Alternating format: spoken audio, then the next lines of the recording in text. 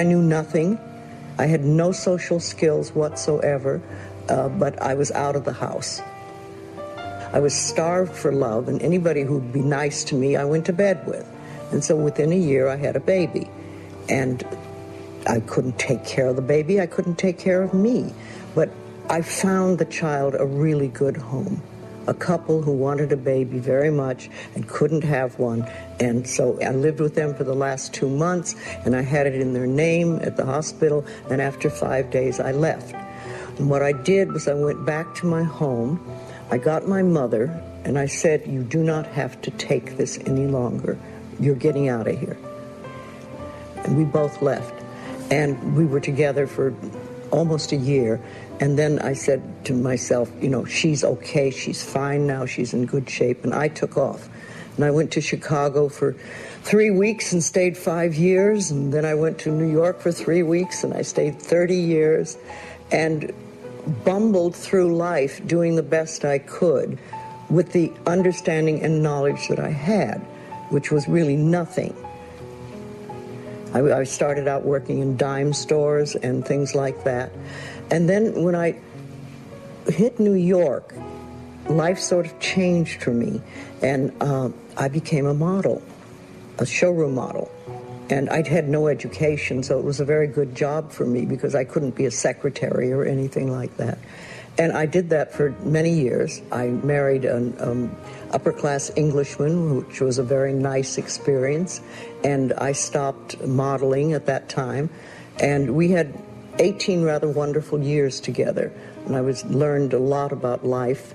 And it was like my social training, because I had no social skills at all, and by the time we were partying, I had learned a lot.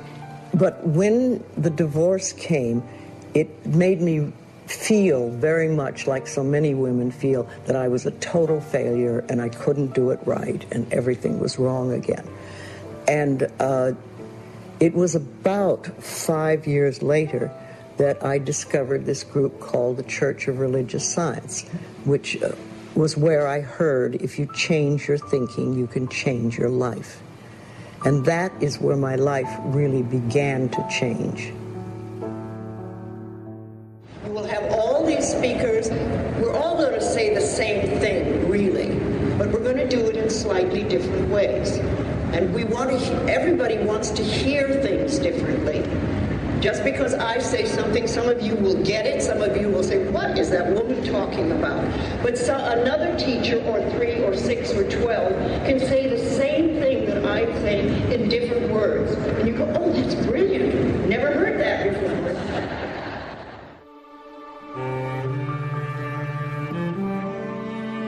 I was living like a lot of people do, fairly unconsciously, but not aware of my unconsciousness, you know, just kind of going through life and often feeling as though life was happening to me, that I was a victim to what was going on in my life. I was really like living in a comfortably numb place. You know, there wasn't a depth of meaning in my life, and I knew something was missing, but I couldn't name it. We had a tax business. I, as a young girl, started apprenticing with my dad when I was 16. He had a business in our home, and we moved it out to a building. And in my early 20s, our business burnt to the ground. One morning, I got a phone call at 6 a.m. and my mother called to say that the building was on fire. And when I got there were fire trucks and police and news reporters, and everything that meant anything to me was in that office. And I had a nice front office with a glass front that I could look into, and now everything was burning. When I was 12, I was brought to Boston to essentially have my spine completely fused. And I remember looking up saying, I'm going to be a doctor and a scientist someday. And so I became pre-med at a very early age. So after working as pre-med, I started falling asleep a lot, up to 17 hours a day. They gave me a medicine, and the medicine started knocking out my bone marrow, and there wasn't another medicine that would help. And so I was forced to look for other things. I went to a bookstore in Boston, and I look up at the shelf, and there's this book called You Can Heal Your Life by Louise Hay. And, you know, there were these things called affirmations that if you did them, you're supposed to get, you can heal your life, was the whole point.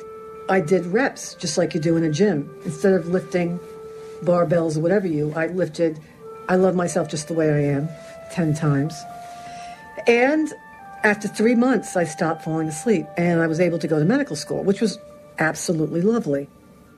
I myself had terrible migraine headaches. Once a month, twice a month, whatever. I'd been worked up in a Boston hospital, a week there with all kinds of testing. They never knew what it was. At the age of 19, I had to do this English paper, and like most migrainous personalities, I needed to know what it was they wanted of me, and I couldn't figure it out. When I came out of the library not knowing how to get an A in the course, I temporarily thought, maybe I should just throw myself in front of a car. It would be easier than this. I lived in an orphanage until I was 10, in a series of foster homes. The circumstances at that time were such that my father had walked out on his family, and I was born in the Depression, and my mother was working as a candy girl in Detroit, on the east side of Detroit, earning $17 a week.